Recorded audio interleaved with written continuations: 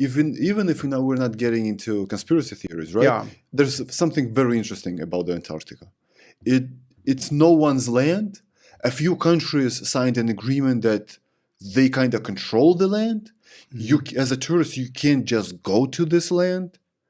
And as far as I know, if we take plane routes, you can't fly over this continent. And I find it very interesting and fascinating that there is a place on Earth that is not being investigated or explored at all. Why? What are your thoughts on this continent? You can't. Most of the ocean floor hasn't been mapped either, so we're not really going much in the ocean floor. I think the continent is certainly strange. I think the fact that we haven't mapped the ocean floor is certainly strange. It's too deep. It's too expensive at the moment, but we can always put more effort into it. But don't we have fiber laid on the surface of the ocean? Yeah, but that's not. We don't have a map of each of the oceans and where they go. Yeah, I mean, if we have like 5, 6, 7 kilometers of deep, we still have fiber that is going on the surface of the ocean? Sure. But we don't have an actual map of the whole thing. Okay. Now, when it comes to it, that to me, I find intriguing because from a pure military perspective, I would find that as a tactical advantage, is knowing what's where. I think that's in the same way that we need maps of land. When it comes to Antarctica, it is interesting. I looked into this. I find it fascinating. Did you know you can go across Antarctica on a private trip? You can? Yeah. By plane? Nope. How? You can go in modified Jeeps or whatever you want to call them, like these special vehicles just for the Antarctica. I asked. I found an outfit that will do it, that has permission to do it. It is $1 million. They will take you to the South Pole and you cross most of the Antarctica. Now, I don't have a spare $1 million. Maybe one of your listeners does. So you can do it. Now, I'll send you the email if you want to see it. I emailed them. It was so fun. I was like, what does this cost? And they're like, oh, it's a cool $1 million. And I was like, got it. They literally replied to you? Yeah. $1 million? Yeah. Because on their website, it doesn't say how much it is. So I was like, hey, I'm interested in doing this. When are you guys going again? And they're like, it's $1 million. I think you can pick up like 4 people to go with you if you want to go. You want to go? $4 million or $250? I think it's $1 million for the whole thing. Oh, so it's $250. Yeah. Piece of cake, right? So right. I find it strange that quite a few very prominent American politicians have made their way to Antarctica. That's what got my attention. And without getting into conspiracy theories too much, because clearly I'm moonwalking with hybrids and what have you here, right? So there's no way back, right? I certainly find it fascinating. I don't have. I'm sure you've read Admiral Byrd's stuff on this. I can't get into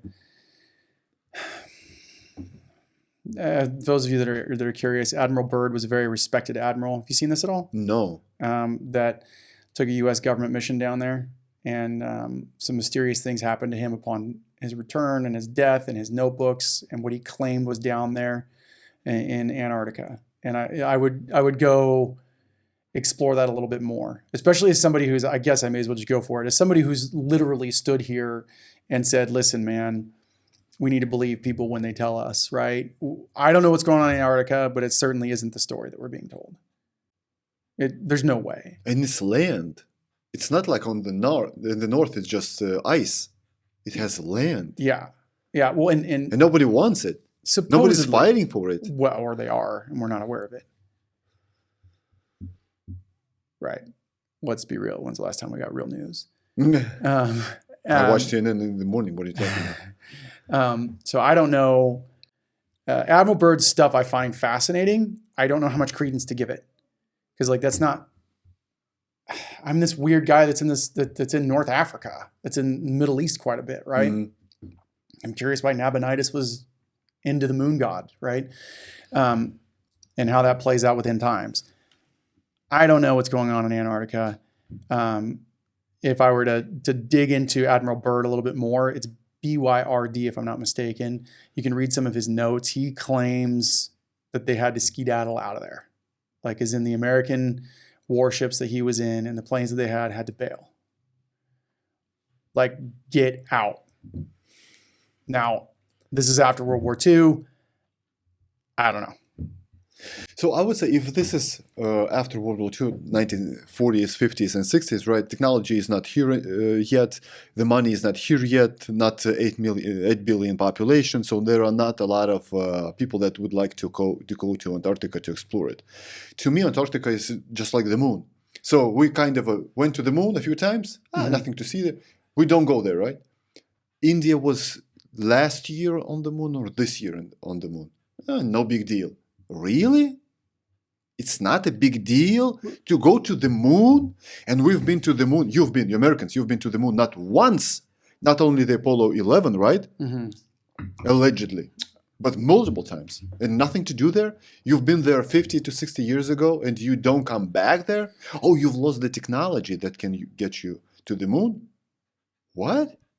And there is a continent that you don't explore? You don't go, Discovery Channel does not go there, National Geographic does not go there, any YouTubers that are millionaires don't go there for the clicks and likes and views and sponsorships? I'm not buying into this BS. First and foremost, I mean, maybe I'm wrong in this. I think I'm right, but I think they took Saturn rockets to get to the moon. I'm going to beat that drum because I think it's important that we call it Saturday. It's Saturn's day. Like, I'm going to beat this drum here. I'm not the crazy one. Does that make sense? Like let's realize this. We call it Saturn's day for Saturday. We took Saturn rocket to the moon. I got one problem with this. Yeah. This is the only in English and only for America. Okay. For instance, Saturn Day is only in English. In Russian, for instance, it's Subota. Nothing in common with the Saturn. In Lithuanians, Šeštadienis. It has nothing to do with, and etc.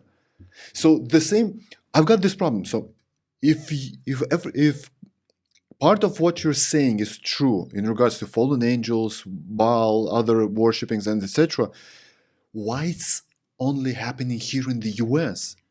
Not in Russia, not in China, India, and other countries, Mongolia. Why we only hear this from the US, from you Americans?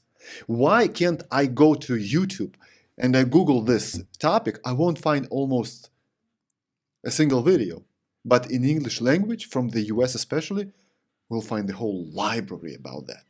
Don't they worship the same thing? Isn't it the same planet? Isn't it the same? Aren't those the same type of rules that we're about to live by?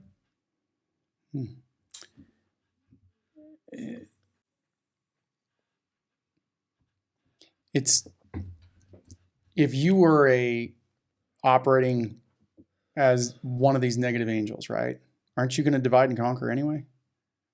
Aren't you going to try and make it so that the actual information is harder to find until it's absolutely necessary?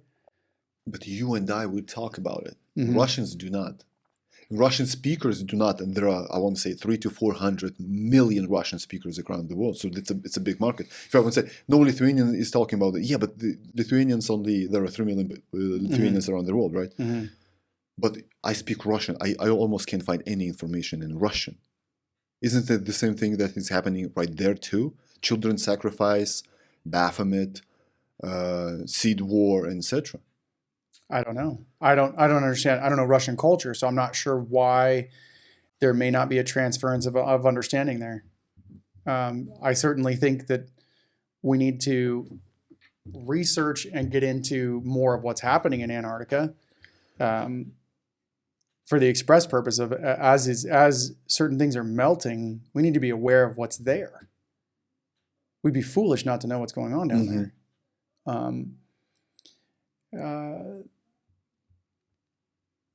You know the main conspiracy theory with Antarctica? No. So the main theory with Antarctica is that, prior to that, I'm going to ask you this. So does the Bible say that the Earth is flat or stationary?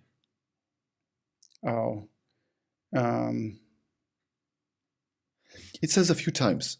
I did my research, and it says a few times in Isaiah, in Psalms, and etc. It says it's stationary. It doesn't move, right? But the science tells us that we spin around our axis, and we go with in alliance with the sun. We go very fast and like into the infinity, right? So the main conspiracy theory with Antarctica is that the Earth is flat, all the continents are here in the center, and on the perimeter is Antarctica. It's like a giant wall. you're kidding me. You have never heard this? So the Antarctica does not exist. It's a giant wall around the globe, around the flat Earth, I'm sorry. That's why the water does not spill over, because this giant ice wall holds all the water, all the oceans. This is what the most common conspiracy theory says about Antarctica and the flat Earth. Why are you surprised? Come on. I'm telling you, this is the conspiracy theory. You can look it up. Look, man,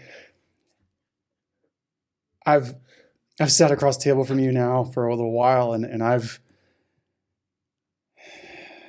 shared the number one thing that I think people need to know is how much they're loved by God. No matter what they've experienced or what they've gone through,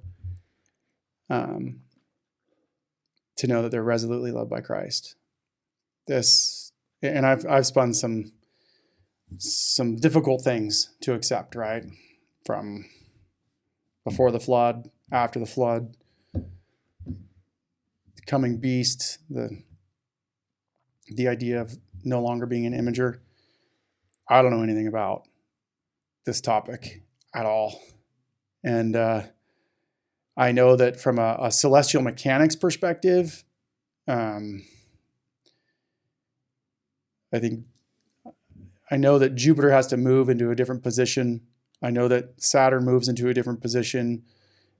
Somehow this is associated with the bowl judgments and the trumpet judgments, but I'm not exactly certain. This is not my strong suit. I know that different planets are going to move to different locations, but I don't even know how to